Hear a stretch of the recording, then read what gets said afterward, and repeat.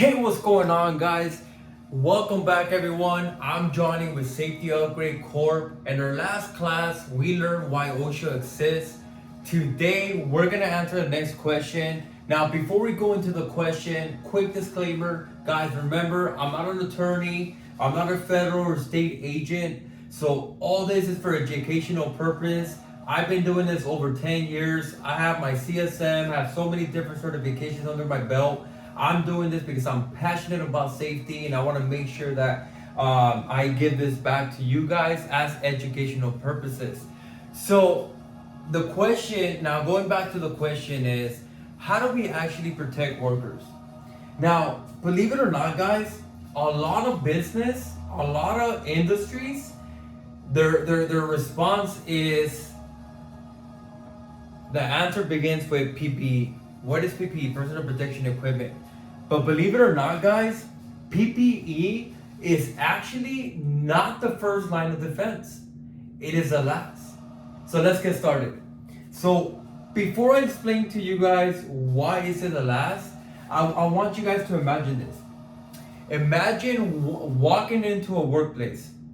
Imagine walking into a workplace, there's sparks everywhere.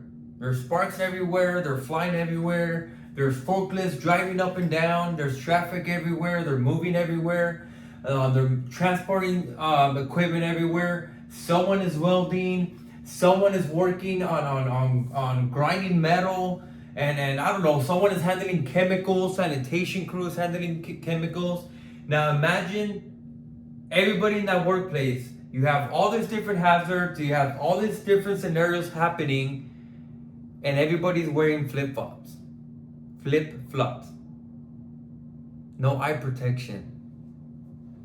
No PPE at all. Will you feel safe? That's why PPE exists. Because it's there to protect the employee of existing hazards that already exist in the workplace.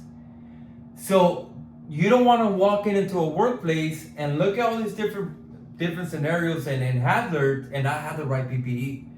So going into step number 2, what is actually PPE? What is PPE means? What does PPE mean? Well, first and foremost, PPE stands for personal protection equipment. It reduces the chances of an injury, but does not eliminate the risk. I want you guys to put that in your notes. PPE stands for personal protection equipment. It reduces, not eliminates, reduces, right?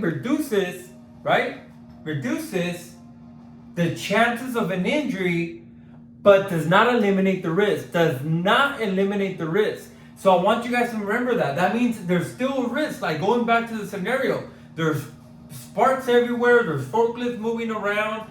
So there's still a risk, but it's not eliminated, so people have to use a PPE. So what is the actual OSHA, let's say 1910-132 says? What it says employers must assess a hazard, provide the corrective protection equipment, PPE, train the employees, and make sure that the PPE is used, maintained, and properly storage. So again, the OSHA 1910-132, right? Now remember, 1910 is general industry. Under the 132, it says employers, which is the business, employers must assess a hazard, meaning they have to go out there physically, they have to look where their people are working, and they have to identify and assess the hazard and provide the correct PPE. And train the employees on the hazard and how to use and what PPE is required and how to use the PPE and make sure they maintain it and they have it properly storage. That is what the OSHA 1910.132 says. Look it up. That's exactly what it says. Now, going back to step number 4, going back to PPE is the last line of defense. I want you guys to remember, as a safety professional, as a business, your priority should be using this when you're dealing with risk. which is called the hierarchy of controls. Now, I'm going to do a whole completely training on the hierarchy controls eventually. Right now, I'm just going to go very quick through them. The first step of a hazard, you look at a hazard, you go into a workplace, you're doing your walkthrough, you do your assessment, and you identify the hazard. Your first step, your first thought is, how can I take this hazard and eliminate it, take it away so it won't hurt people. If I cannot take it away, like for example, forklift. A forklift is a driving hazard, right? You can drop equipment, run someone over. There's so many different hazards, but it's needed in the workplace, right? It's needed to be more efficient in productivity, to do whatever you got to do on all these different scenarios, right? But you need it for production, so you cannot eliminate it. So your next one is, can you substitute the hazard? Can you use your engineering controls, administrative controls, and lastly, you will enforce your PPE. That means you did whatever you can using your hierarchy controls, and you eliminated. If it was a 10, you went from a 10 to a 5. Now, instead of being a 10 hazard, it's a 5, level 5, and then you go to PPE. That's how you use the hierarchy controls. But remember, this is the most effective, least effective. Most effective, least effective. Why? Because most effective means there's no more hazard. This means there's still a hazard. It just depends how you use your hierarchy controls to reduce the hazard. It just depends on how do you reduce a hazard. What is it that you implement to reduce a hazard? Okay? So remember that PPE is the last line of defense. So you knowing that it's the last line of defense, these are the questions that you need to ask. Step number 5 is 5 questions I need to ask. What can hurt someone? What can hurt someone? What can hurt someone? So, equipment, machinery, right? Conditions, environmental, health, right? These are all different things that can potentially hurt someone.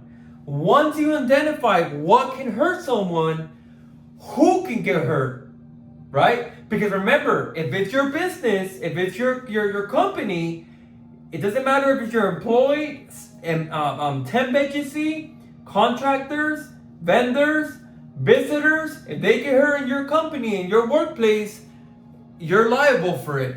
So it's your job as a workplace to reduce and assess every single hazard. And then from there, how serious could it be? And how likely is it to happen? And what protection is needed based on your hierarchy controls?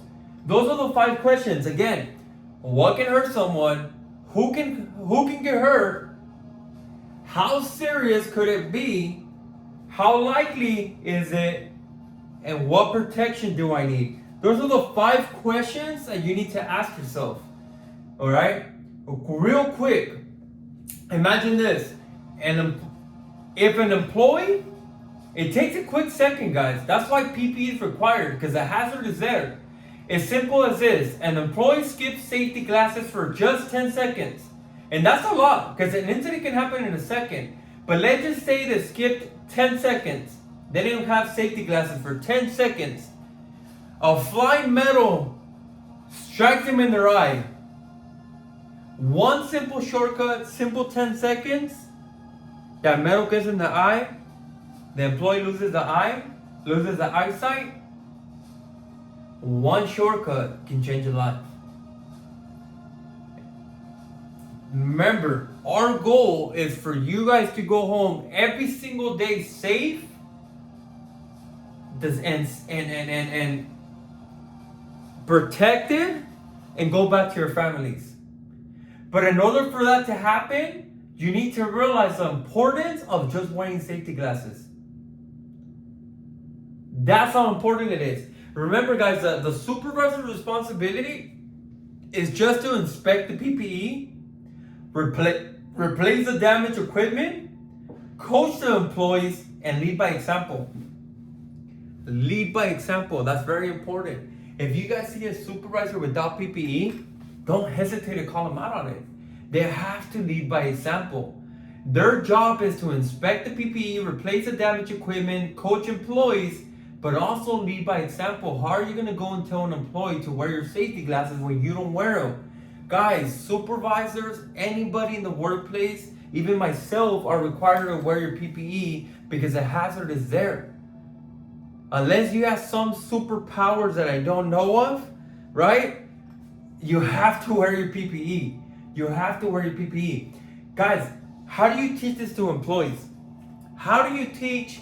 Because remember, one thing that people hate is wearing PPE, by the way. I'm sure if you're a safety professional, you already dealt with it. So instead of saying wear your glasses, I encourage you guys to say this to the people. Your family expects you to come home with your eyesight. Remember, stories tell and stories remember. They're remembered. Use a scenario. Do you know anyone that lost their eyesight? Will you want that to happen to you? I always use that. Will you want something to happen to you? The safety glasses is not there for me, it's for you. For the protection of your eyes, not just mine. So always, instead of being an enforcer, educate them and show them the why. Why they gotta wear safety glasses. And step number 10, I wanna give you guys something called a safety upgrade challenge.